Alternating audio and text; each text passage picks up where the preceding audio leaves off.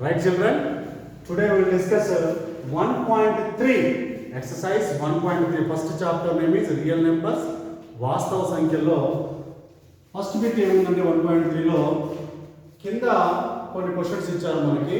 ఆ బిట్లో ఉన్నటువంటి వాటిని టర్మినేటింగా నాన్ టర్మినేటింగా, ఓకేనా?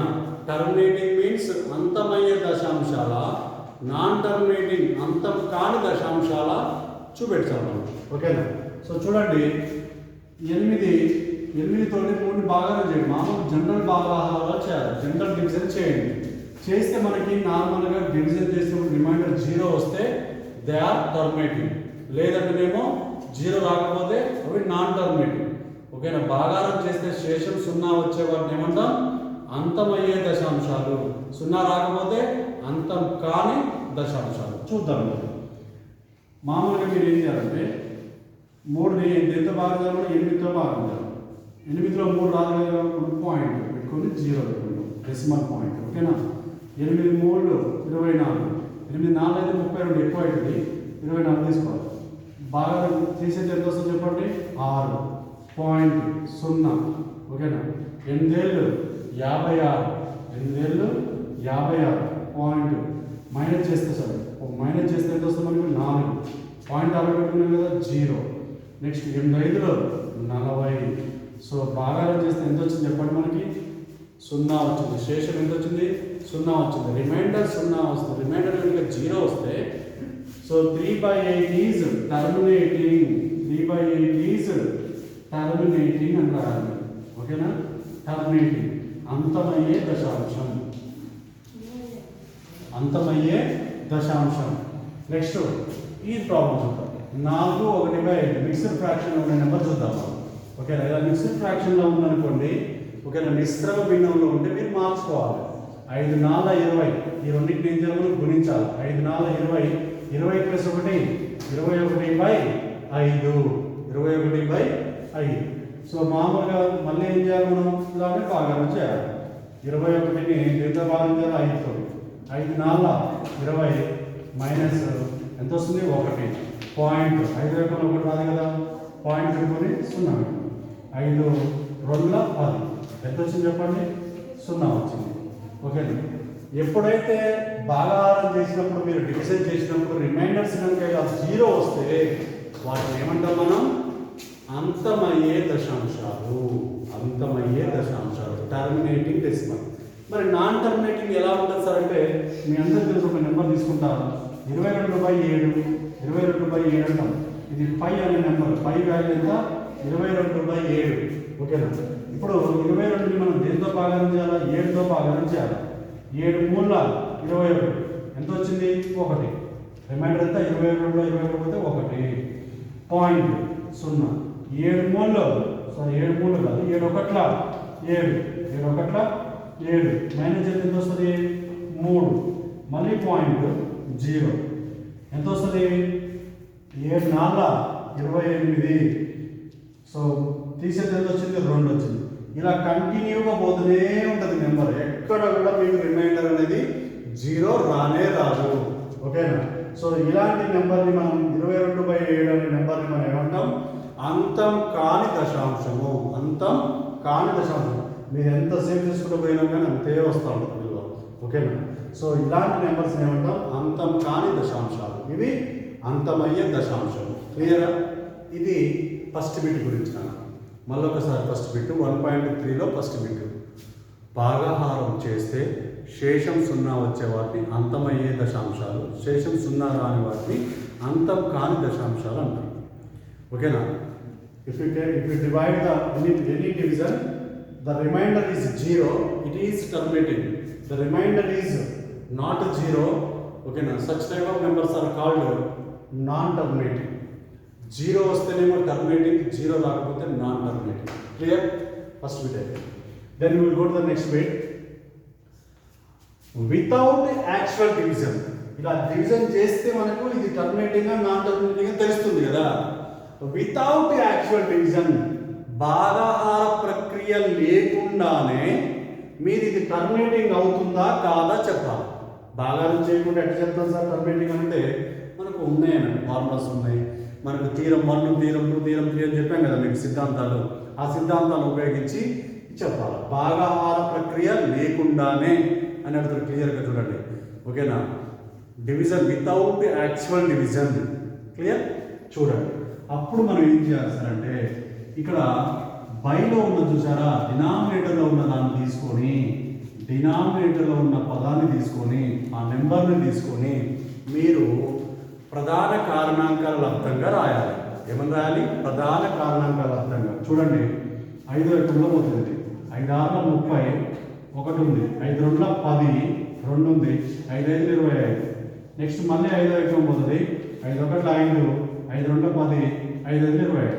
మళ్ళీ 5 ఎక్కడ పోతుంది, 5 2 10, 5 5 25. మళ్ళీ 5 ఎక్కమే, 5 5 25, 5 1 5.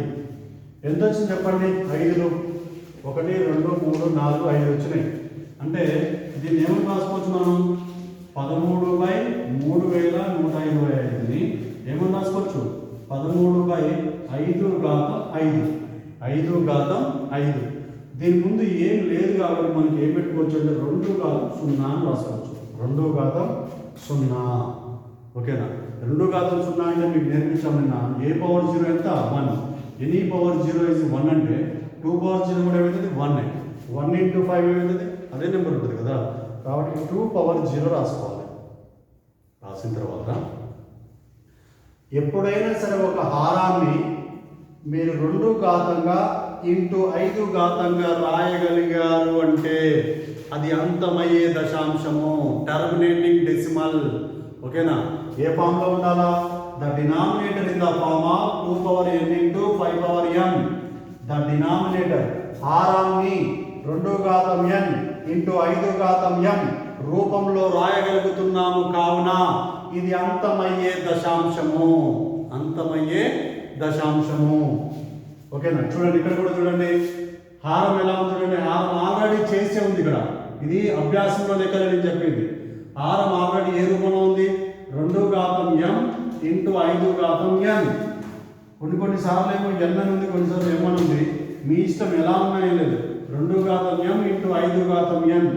దీన్ని కూడా 2n ఇంటూ 5n అనే ఫాలో ఉంది. 2m into 5n.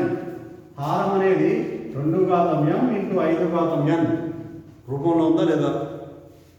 కాబట్టి 23/2 cube into 5 square is terminating decimal. ఓకేనా? The denominator in the form of 2 power m into 5 power n, hence it is terminating decimal. మీరు చాలా సింపుల్గా చేయొచ్చు. ఇలా ప్రధాన కారణాంకాల లబ్ధంగా రాసి 2m ఇంటూ 5n రూపంలో కనుక ఉంటే ఇట్ ఈస్ టర్మినేటింగ్, అంతమయ్యే దశాంశం. అంతమయ్యే దశాంశం. ఫర్ మోర్ క్లారిఫికేషన్ ఇంకా మీకు ఏం చెప్తున్నానంటే 2 ఒక్కటి వచ్చినా కానీ 5. ఇప్పుడు చూడండి 5 ఒక్కటి వచ్చింది, టర్మినేటింగ్ ఉందా లేదా? 5 ఒకటే ఉంది, 2 లేదు. ఏమని పెట్టుకోవాలి మనం? 2/0. 5 ఒకటే ఉంది అనుకోండి, 2/0 పెట్టుకోవాలి. మరి 2/3, 2/4, 2 ఒకటే వచ్చింది అనుకోండి, అప్పుడు మనం ఏం పెట్టుకోవాలి? ఇంటూ 5/0 పెట్టుకోవాలి. 5/0. ఈ 2 5 కాకుండా ఇంకా వేరే నెంబర్ ఏది వచ్చినా కానీ అది అంతం కాని దశాంశం. It is non terminating decimal నాన్న. Very very key point. Suppose చూడండి ఇక్కడ 9/15. 15 మీ అందరికీ తెలుసు. ఏమని రాసుకోవచ్చు? 3 5 15. 3 5 15. 3 5 వచ్చింది. So 3 into 5. 3 ఇంటూ 5. మరి కింద మనకి డినామినేటర్ అనేది ఏ రూపంలో ఉంది? హారం అనేది ఏ రూపంలో ఉంది? 2m ఇంటూ 5n రూపంలో లేదు. 2m ఇంటూ 5n రూపంలో పోయింది. రైట్? క్లియర్? చూడండి డినామినేటర్ హారం అనేది 3 వచ్చింది. 3 వచ్చినా 7 వచ్చినా డినామినేటర్లో 3 కానీ 7 కానీ వేరే నెంబర్ ఏది రావద్దు. ఏం రావాలా? 2 ఘాతంగా కానీ 5 ఘాతంగా కానీ వస్తే మాత్రం ఖచ్చితంగా అది టర్మినేటింగ్ అయ్యే డెసిమల్ అవుతుంది. ఓకేనా? పొద్దున కూడా మనం చెప్పాము, మార్నింగ్ వీడియోలో చెప్పాము, దీని ముందు కంటే వీడియోలో. The denominator in the form of 2 power m into 5 power n such type of numbers end with 0 అని చెప్పాము. అక్కడ 0తో ఎండ్ అవుతాయి. ఎందుకంటే 2 5s are 10, ఖచ్చితంగా లాస్ట్కి 0 వస్తుంది. అదే మోడల్ ఇదే ఫార్ములా, కాకపోతే డినామినేటర్లో మనకి ఏమి ఉండాలా 2 ఘాతం ఇంటూ 5 ఘాతం, ఇక్కడ 3 ఘాతం వచ్చింది కాబట్టి ఇది అంతం కాని దశాంశం. చూడగానే చెప్పేయచ్చు. ఓకే, ఇప్పుడు ఇంకో ప్రాబ్లం చూడండి. ఇవన్నీ కూడా ఎక్సర్సైజ్లో ప్రాబ్లమ్స్, మిగతా నేను చెప్పట్లేదు, కొన్ని మోడల్ చెప్తున్నా అంతే. నెక్స్ట్ 2² ఇంటూ 5/7 ఇంటూ 7/5 ఆల్రెడీ ఇలా రాసింది ప్రాబ్లం. ఇలా రాసిన దాంట్లో మనకు చూడండి డినామినేటర్ ఏముంది, డినామినేటర్లో 2 ఉంది 5 ఉంది, ఓకే. కానీ దీనికి అర్థం చేయవలసింది 7 వచ్చింది కాబట్టి ఇది అంతం కాదు. క్లియర్? ఎందుకు సార్? 2 ఘాతం m ఇంటూ 5 ఘాతం n రూపంలో లేదు, 7 అనే నెంబర్ ఒకటి ఎక్స్ట్రా వచ్చింది కాబట్టి ఇది అంతం కాని దశాంశం. ఇంగ్లీష్ మీడియం వాళ్ళు ఏమని రాయాలి? The denominator is not in the form of 2m into 5n, so hence it is non terminating decimal. Non terminating decimal. క్లియరా? అర్థమైందా మంచిగా? మామూలుగా భాగాలు చేస్తేనేమో జనరల్ డివిజన్ చేసినప్పుడు రిమైండర్ 0 వచ్చింది అనుకోండి, శేషం 0 వచ్చింది అనుకోండి, అంతం అయ్యేది. 0 రాకపోతే అంతం కాదు.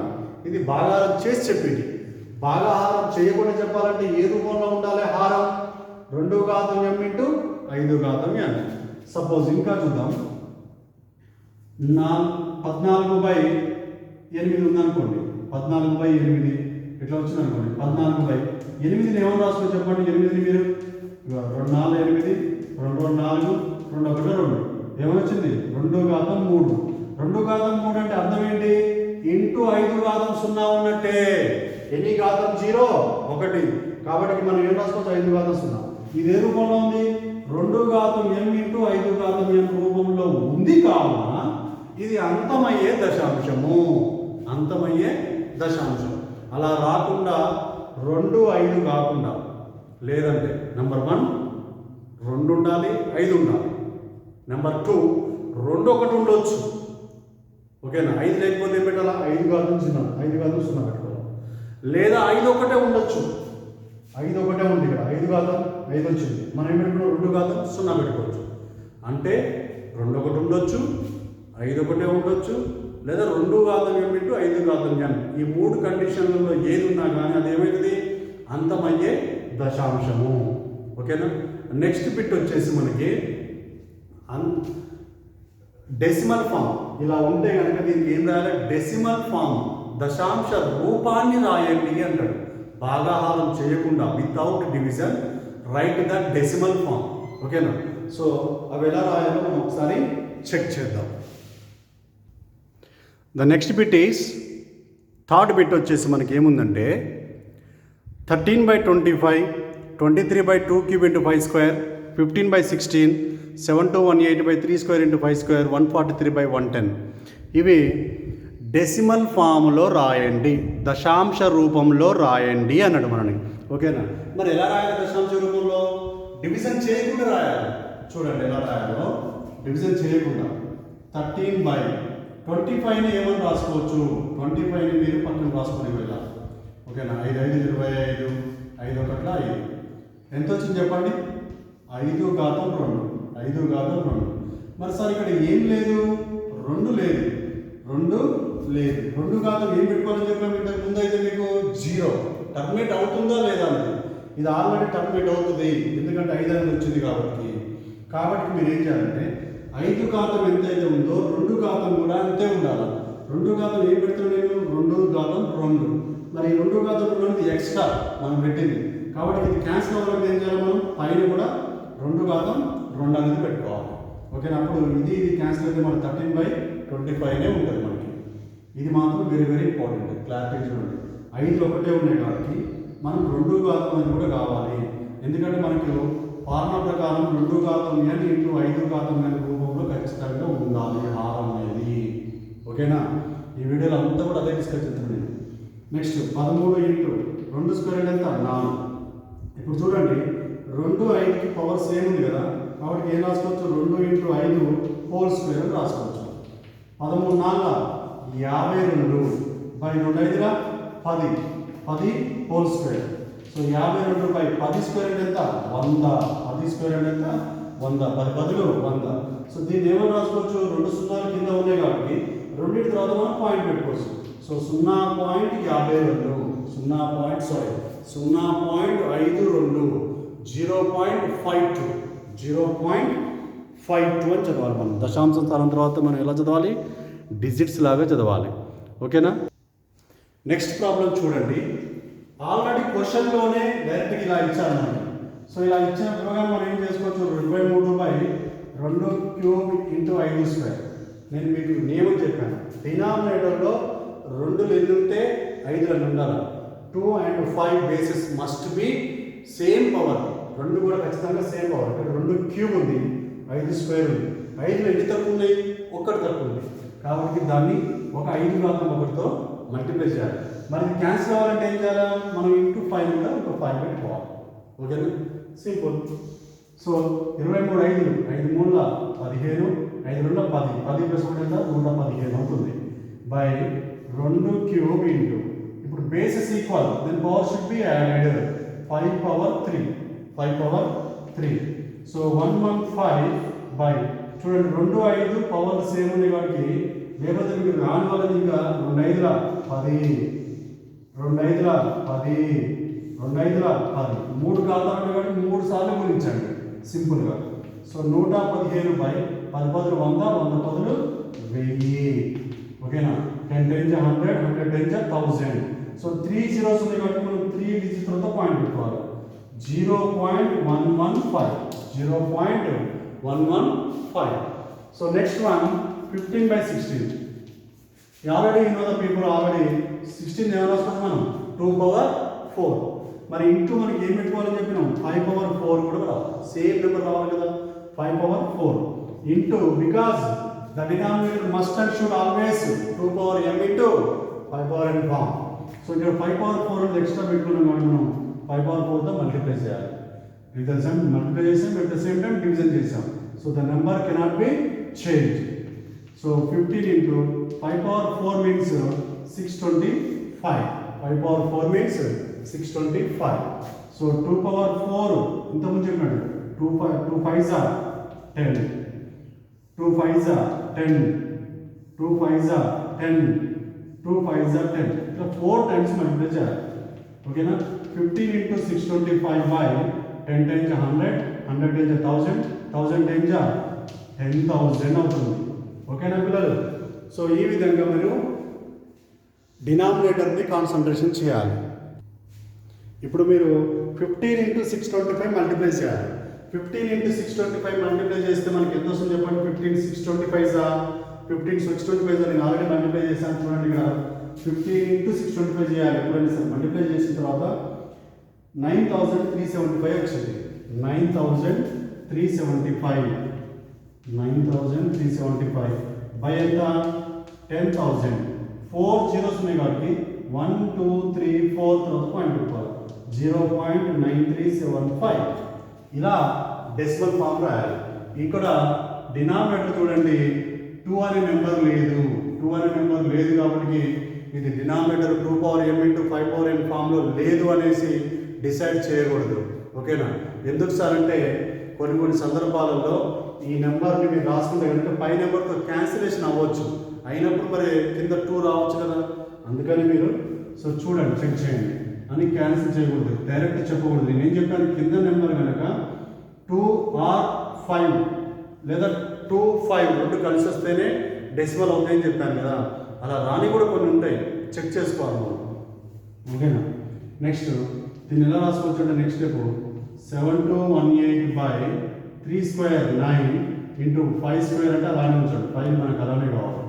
చూడండి 9 టేబుల్లో క్యాన్సిల్ అవుతుంది. 9 8 72. డైరెక్ట్గా నెక్స్ట్ 2 డిజిట్ తీసుకోవద్దు కాబట్టి 0 పెట్టుకోవాలి. 9 2s 18. ఎంత వచ్చింది చెప్పండి. 802/5². 802/5². మరి ఇంటూ మనకి ఏముండాలి చెప్పండి, 2 పవర్ ఉండాలి. 2 పవర్ ఎంత పెట్టుకోవాలి, ఇక్కడ పవర్ 2 ఉంది కాబట్టి ఇక్కడ 2². మరి ఇంటూ ఏం చేయాలి మనం, 2²తో చేయాలి. ఓకేనా.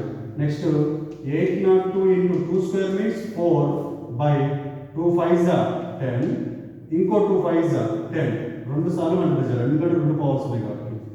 4 2s 8 4 0 0 4 8s 32 బై 10 10s ఎంత 100. సో 2 పాయింట్స్ వచ్చినాయి కాబట్టి 2 తర్వాత మనకు డిజిట్ పెట్టుకోండి. 33.08 33.08 ఇది ఒకటి మీరు హోంవర్క్ చేయండి. This is